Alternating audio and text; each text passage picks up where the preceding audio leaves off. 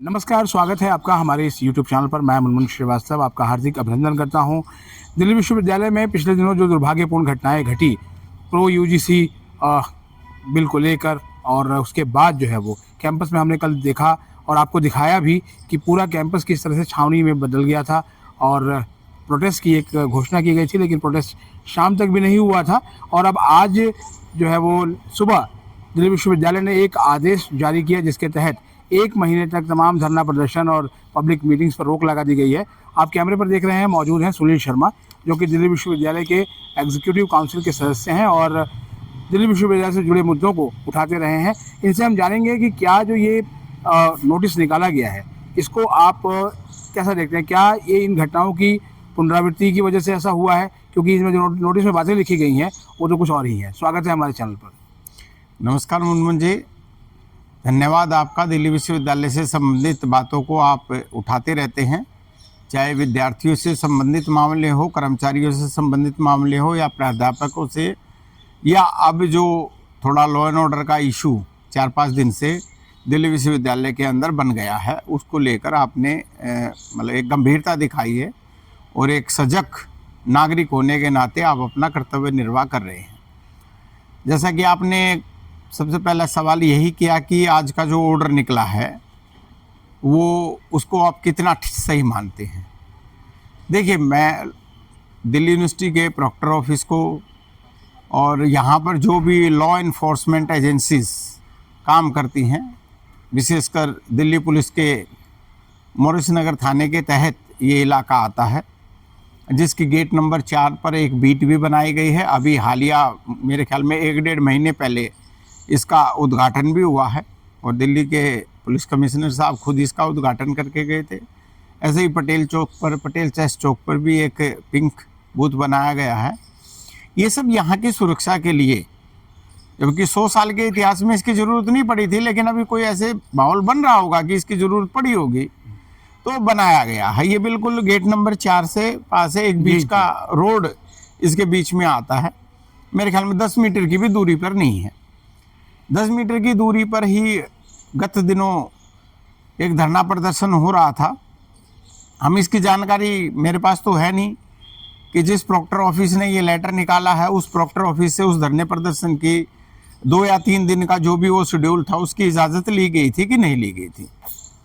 लेकिन मेरे अंदर वहाँ पर उस धरने प्रदर्शन के दौरान और किस भी विषय पे हो रहा था वो एक अलग विषय, मैं उस पर जाना ही नहीं चाहता। उस विषय के अंदर जिस तरीके से ह्यू एंड क्राई करके एक महिला के साथ दुर्व्यवहार हुआ और उसके कारण से पूरे दिल्ली विश्वविद्यालय का नाम सोशल मीडिया के अंदर, मीडिया के अंदर उभर कर आया और बात निश्चित रूप से सरकार तक भी गई होगी। अन्यथा दिल्ली यूनिवर्सिटी के इतिहास में इस प्रकार का नोटिस निकलना, 1 महीने तक किसी भी प्रकार की लोकतांत्रिक गतिविधियों के ऊपर रोक लगाना, ये दिल्ली यूनिवर्सिटी के अंदर कोई सहज बात नहीं है। मामला निश्चित रूप से गंभीर रहा होगा। लेकिन इसमें सोचने समझने की बात यह भी है कि जब दिल्ली विश्वविद्यालय का लिटरेचर फेस्ट चल रहा था 12 से लेकर 14 तारीख तक, ठीक उसी समय पर गेट नंबर 4 पर इन अराजक, असामाजिक और राजनीतिक द्वेष से संचालित होने वाले कुछ स्टूडेंट्स विंग और ऐसे ही जो बाहर के एक्टिविस्ट हैं उनको किसने इजाजत दी? सवाल तो बनाना पड़ेगा ना जी। दिल्ली यूनिवर्सिटी का जब लिटरेचर फेस्ट यहाँ पर 3 दिन का हुआ तो दिल्ली यूनिवर्सिटी से ये इंस्ट्रक्शन गए कि दिल्ली यूनिवर्सिटी का कोई भी कॉलेजेस अपने यहाँ पर 3 दिन तक किसी भी प्रकार की और कोई एंगेजमेंट ना रखे, ताकि दिल्ली यूनिवर्सिटी का टीचर, दिल्ली यूनिवर्सिटी के सभी कॉलेजों के विद्यार्थी दिल्ली विश्वविद्यालय के 101 साल के, 102 साल के इतिहास में होने वाले इस लिटरेचर फेस्ट के अंदर जो पहली बार हो रहा था, उसके लिए वाइस चांसलर साहब को हम बधाइयाँ देते हैं कि इतना अच्छा फेस्ट किया। वो जब हो रहा था उसी समय पर एक काउंटर आइडियोलॉजी जो कि देश विरोधी, मुझे कहने में कोई विरोध नहीं है, जो कि देश विरोधी, संस्था विरोधी, एनईपी विरोधी, सामाजिक सौहार्द को बिगाड़ने वाली विचारधारा के लोगों को किसने यहाँ पर इजाजत दी? पीपल्स लिटरेचर फेस्ट के नाम पर। अब सोच रहे होंगे ड्यू लिटरेचर फेस्ट जो सबके लिए हो रहा है, दिल्ली यूनिवर्सिटी के सभी कर्मचारियों के लिए और विद्यार्थियों के लिए, टीचिंग, नॉन टीचिंग, स्टूडेंट, सब कॉन्ट्रैक्ट वाले सब के लिए। उसके पैरेलल में आपने एक ऐसा स्पेस कुछ लोगों को पकड़ाया जो कि ड्यू लिटरेचर फेस्ट कर सकते हैं। दिल्ली यूनिवर्सिटी लिटरेचर फेस्ट के अंदर जितने भी लोग वक्ता के रूप में आए, मेहमान के रूप में आए, हमने देखा कि वो सब सूचीबद्ध थे। क्या 12 तारीख को आने वाले पीपल्स लिटरेचर फेस्ट के अंदर जिन लोगों ने यहाँ पर अपने वक्तव्य दिए, विशेष रूप से इरफान हबीब, मैं ये जानना चाहता हूँ दिल्ली यूनिवर्सिटी प्रशासन से कि क्या इरफान हबीब के नाम की इजाज़त दिल्ली यूनिवर्सिटी से यहाँ पर जाति के ऊपर भाषण देने के लिए ली गई थी कि नहीं ली गई थी? यहाँ का माहौल खराब करने की इजाज़त ली गई थी कि नहीं ली गई थी? अगर ली गई थी तो फिर दिल्ली यूनिवर्सिटी को उस तरीके से सोचना पड़ेगा कि कितनी सीमा में ली गई थी, क्यों ली गई थी और कितना इन्होंने प्रबंध किया कि यहाँ का माहौल खराब ना हो। और फिर दिल्ली यूनिवर्सिटी को इस बाबत दिल्ली पुलिस को कितना सूचित करके उन्होंने पहले से रखा कि भाई ये एक ऐसे आदमी आ रहे हैं जो धीरे धीरे इस तरीके का करेंगे, तो अपनी रिकॉर्डिंग और प्रॉपर यहाँ पर मैनेजमेंट रखे। या इतनी फोर्स रहती है कि आप 1-to-1 मार्किंग कर सकते हैं, यानी कि एक एक्टिविस्ट, एक पुलिस वाला या रैपिड एक्शन फोर्स वाला। और कई बार तो आपने भी देखा है कि कई बार फोर्स इतनी ज्यादा रहती है जितने यहाँ पे एक्टिविस्ट भी नहीं रहते। कल हमने देखा कितनी संख्या में सीआरपी और पुलिस की कॉर्डन ऑफ कर रखा था। डूसू इलेक्शन के रिजल्ट के दिन के अलावा हमने जेजवांटी स्टॉल से लेके रामजस कॉलेज तक की रेड लाइट के एरिया को गेट नंबर 4 के सामने, डोटा ऑफिस के सामने कभी हमने ऐसे कॉर्डन ऑफ होते हुए नहीं देखा था। लेकिन एहतियातन कोई कॉल थी, उसको रखा, अच्छा हुआ, लॉ एंड ऑर्डर मेंटेन किया। ये लॉ एनफोर्समेंट एजेंसीज का ही काम है कि लॉ एंड ऑर्डर मेंटेन करे। तो यही लॉ एंड ऑर्डर जो है वो प्रोक्टर ऑफिस को मिलकर और लॉ एनफोर्समेंट एजेंसीज को, दिल्ली पुलिस या रैपिड एक्शन फोर्स या जो भी उनकी रिजर्व पुलिस है, उसको मिलकर यहाँ पर भी ध्यान रखना चाहिए था। कौन नहीं चाहता यहाँ पे जो दो स्टूडेंट विंग यहाँ पर जो धरना प्रदर्शन कर रहे थे, उनकी मंशा क्या होती है? समाज के अंदर विद्वेष पैदा करना, समाज का विभाजन करना, समाज को वो करना। और उसके दौरान एक महिला के साथ होने वाला अभद्र व्यवहार कौन जस्टिफाइड करेगा? 10, 15, 20 लोग एक महिला पर, एक पत्रकार पर, आप भी पत्रकार हैं, कल को आपको भी ऐसी मतलब झेलना पड़ सकता है इन लोगों के सामने। क्योंकि इनके लिए डाइसेंट वॉइस का मतलब है, लेफ्ट के लिए डाइसेंट वॉइस का मतलब है कि हमारी जो वॉइस है, जो डाइसेंट वॉइस है, वो तो आपको सुननी पड़ेगी।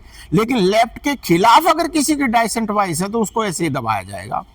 उसके साथ ना केवल लड़कों ने, वहां आने वाली लड़कियों ने, सब ने बदतमीजी की। और मेरा सबसे बड़ा एक सवाल, ये दिल्ली विश्वविद्यालय की आर्ट्स फैकल्टी का गेट नंबर 4 है, जंतर मंतर नहीं है, संसद मार्ग नहीं है, ये कोई यूजीसी का भी स्थान नहीं है, ये मिनिस्ट्री ऑफ एजुकेशन का भी स्थान नहीं है कि आप जहां भी चाहे कहीं से भी पूरे देश भर में आके यहाँ पे धरने प्रदर्शन करते।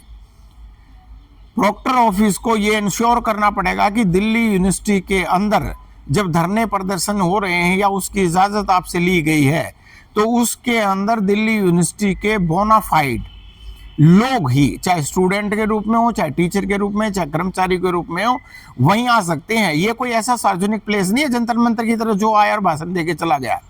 या जिस भी गेस्ट से आपने भाषण दिलवाना, उसकी सूची आपके पास है कि नहीं, उस नाम के बारे में आप जानते हैं कि नहीं जानते, सब कुछ आपके पास पहले से व्यवस्थित होना चाहिए।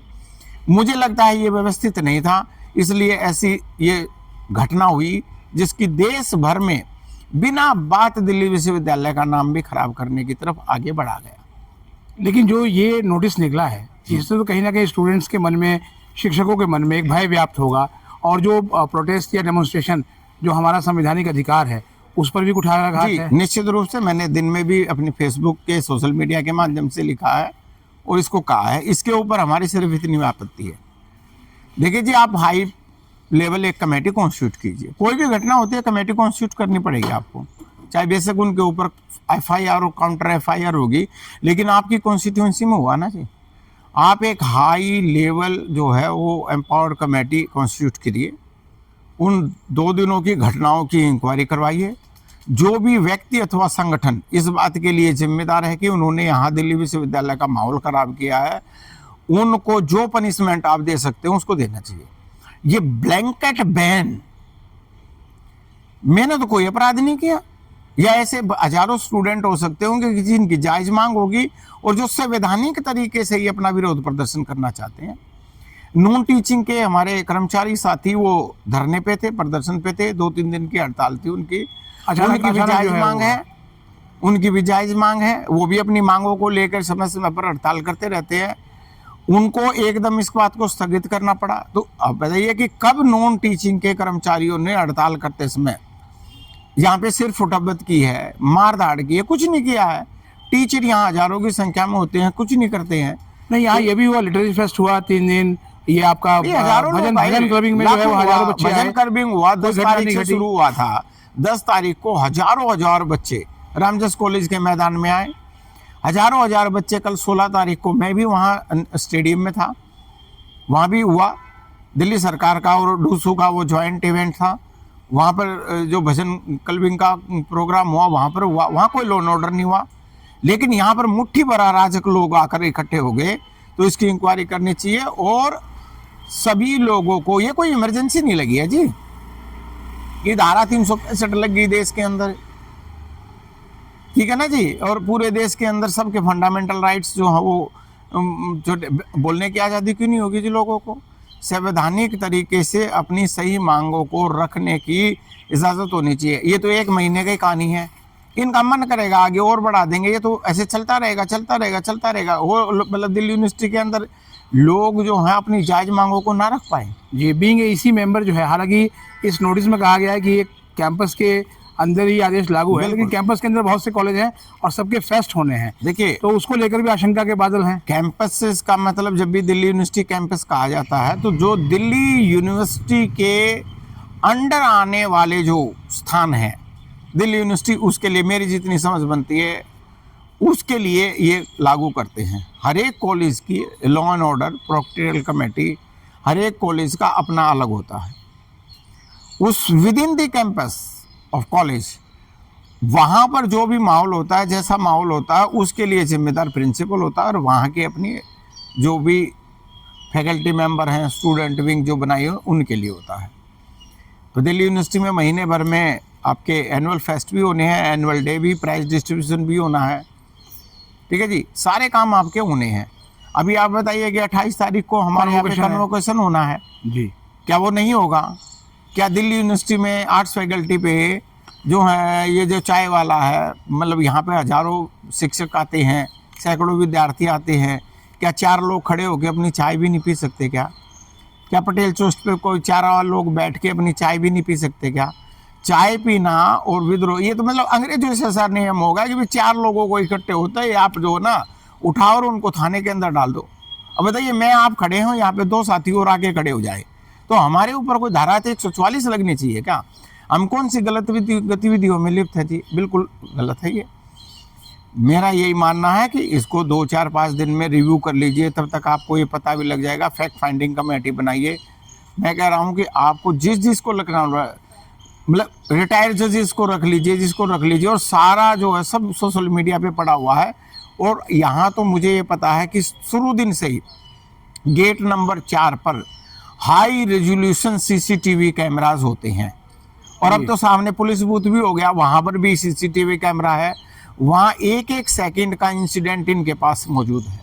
अब देखो जी, पूरे ध्यान से उसको, पूरा टाइम लगाओ इन सब चीज़ों के लिए, लेकिन न्याय मिलना चाहिए।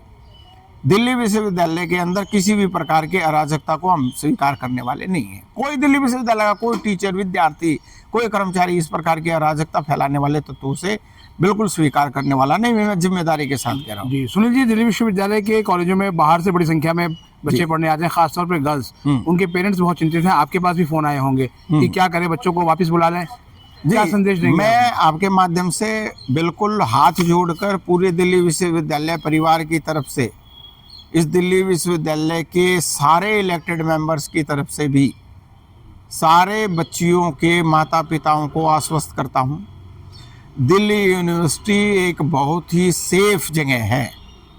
यहाँ आपने अपने बच्चों को भेजा है, आप मानिए आपका बच्चा सुरक्षित है। ये इस प्रकार की अराजक घटनाएं छुटपुट होती रहती हैं। दिल्ली यूनिवर्सिटी प्रशासन, यहाँ के जिम्मेदार टीचर, कर्मचारी और विद्यार्थी स्वयं और यहाँ की लॉ इन्फोर्समेंट एजेंसीज इस लायक है, इस काबिल हैं कि आपके बच्चियों को किसी भी प्रकार की कोई हानि होने वाली नहीं है। तो आपने यहाँ स्वस्थ रहना है। बच्चों के अभी थोड़ा एंजॉय करने के दिन है, फेस्ट चल रहे हैं कॉलेजेस के अंदर, और जो है बाद में उनकी अपनी क्लासेस चलेंगी। छुट्टी के बाद बच्चे जाएं, थोड़ा होली मना के आएँ, उसके बाद आप देखोगे दिल्ली विश्वविद्यालय का माहौल बिल्कुल ठीक रहेगा। लेकिन आनन फानन में बच्चियों की शिक्षा के ऊपर किसी भी प्रकार का नकारात्मक प्रभाव नहीं पड़ना चाहिए। जी, बहुत बहुत धन्यवाद सुनील जी, आपने इतने आसान शब्दों में पेरेंट्स की आशंकाओं का भी समाधान किया, और उम्मीद करते हैं कि दिल्ली विश्वविद्यालय प्रशासन आपकी अपील पर ध्यान देगा और इस आदेश का रिव्यू करेगा। बहुत बहुत धन्यवाद। नमस्ते।